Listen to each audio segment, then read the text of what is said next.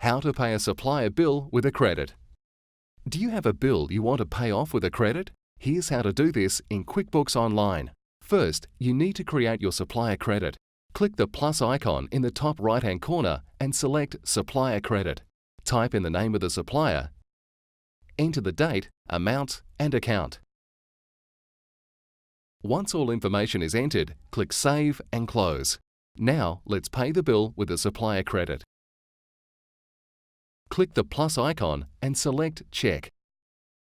Choose the appropriate supplier. Leave the date, amount, and memo blank. No need to change or fill in. Under the Add to Check section, locate the bill and click Add. Now, locate the supplier credit and add that as well. Select Save and Close. And you're done. You have now paid this bill with a supplier credit.